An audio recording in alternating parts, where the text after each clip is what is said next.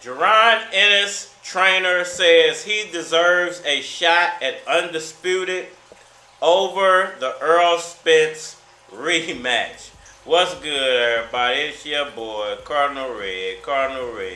But let's talk about it. Alright, y'all. So, Jaron Boots Ennis, trainer, Bozy Ennis, who is his father, and I think Bozy Ennis actually does other things for his son as far as, like advising him on fights and stuff of that nature.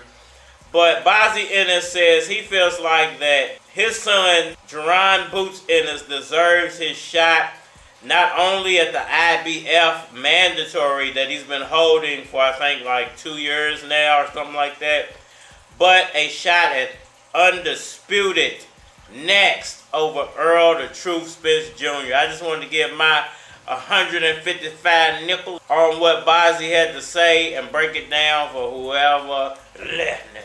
And I stood on that. Even if it was leaving me standing out the ring a whole year, they trying to get me to fight other people. It's the fight I wanted, so I stuck to my guns and was like, I'm not fighting until I fight Terence Crawford. Alright, y'all. So, Bozy Ennis says that his son deserves a shot at undisputed and his mandatory IBF that he's been holding for months and months and months and months now. Is that true? Does he deserve his shot next? Definitely, that's the first option. I want that now. I can't wait to take their cheese. We love it all, keep that same energy. Don't try to switch sides, try beats. I always knew he could do it. No, I ain't trying to hear none of that. Stay where y'all at. I think he's right for making a case because he has been the mandatory, Errol Spence's mandatory for, I think, like 2 years. And since Terence Crawford beat Errol Spence and won all the titles, he's now Terence Crawford's mandatory.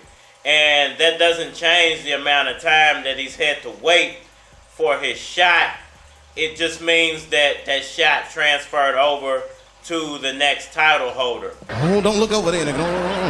Now, the thing that Boots, doesn't have playing in his favor is the fact that there was that rematch clause. So I think that would supersede anything, unless the IBF decided to strip Terence Crawford, which I doubt that they would do since he's been champion for such a small amount of time.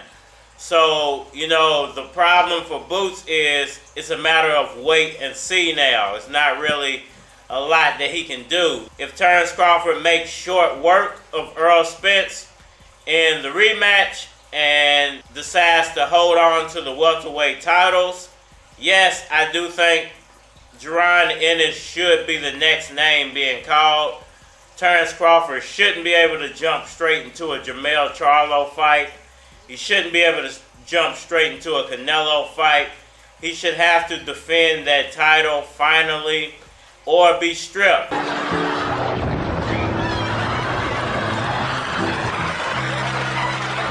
And I think that is a high probability.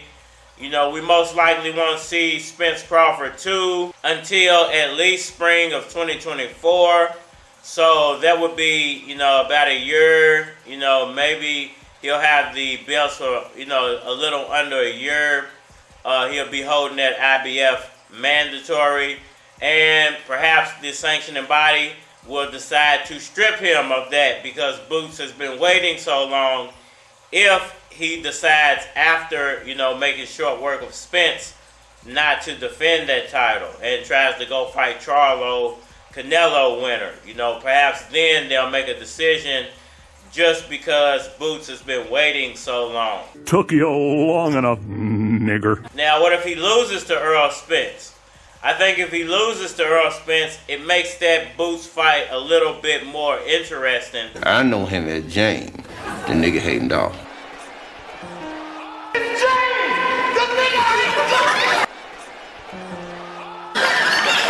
Because not only I think will Boots be the favorite going into the fight, I think a lot more people would be willing to pay for that fight because they will see it as an opportunity that Boots would have to make, a name for himself and become undisputed at the same time. So, and Terence Crawford will be licking his wounds the same that Errol Spence is. But I think the problem even with that is, if Terence Crawford loses to Errol Spence in the rematch, there's going to be a rematch of the rematch. I'll talk about your family. Listen, for years, people going around saying, black is beautiful. They took one look at your family and said, hold everything. So, Boots will get pushed down the line even further.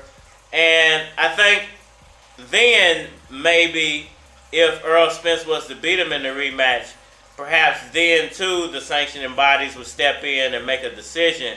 Because it would most likely be another 6 months before the trilogy happened.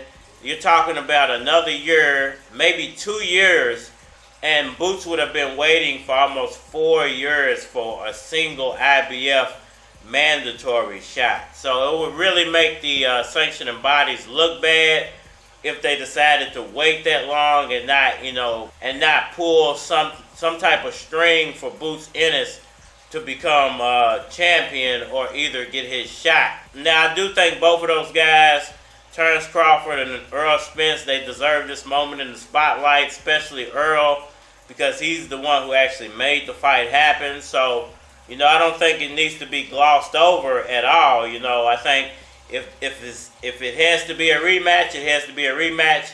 If there has to be a trilogy, it has to be a trilogy. This might even be a this might have 4 fights involved in it, depending on who wins, who loses, we never know. So this could go on for a while, but I don't think that Boots deserves to have his name not get pulled eventually, whether it's now or a year from now. I think it needs to happen this year for Boots Ennis, and he deserves it. Sorry, Father. I tried. You must be that little Spanish brat I taught a lesson to all those years ago. Simply incredible. You've been chasing me your whole life only to fail now. I think that's the worst thing I've ever heard. How marvelous. Y'all let me know what y'all think about all that down in the comment section below. That like button for me. Share. Subscribe. Holler at me on all social media platforms. Facebook, Instagram, YouTube, Twitter. But you're more than likely to get a response on the tubes or holler at me over there. If you want to collabo, feature a product or your channel on my channel, feel free to hit my Gmail because it is a flock of cards at gmail.com. And we are live. If you're from the Ville, you know I'm fucking with you. If you're from Kentucky, you know I'm fucking with you. You ain't never heard of me, you wanna get familiar. Well, my nigga, let me paint a picture.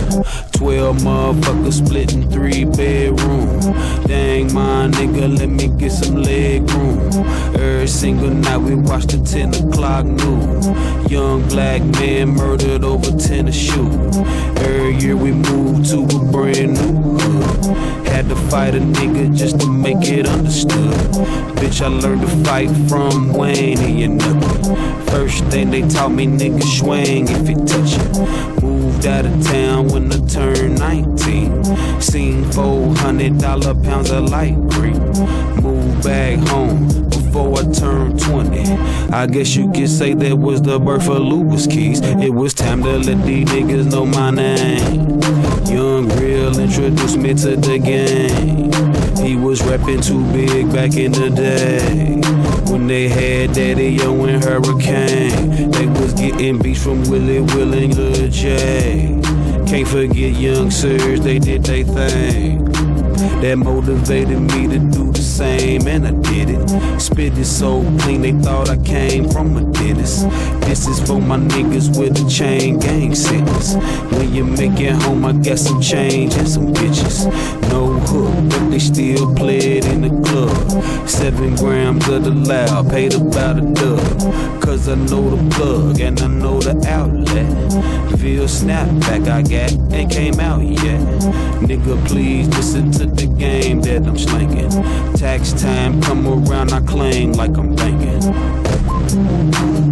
Ain't nothing worse than $1 million bitch that'll fuck for a purse. I need a nurse, I think I'm getting sicker. My nigga Dose came through with 2 bottles of liquor. This is for my nigga Moski and all the other real OG. Do a line, pop a pill, roll some weed.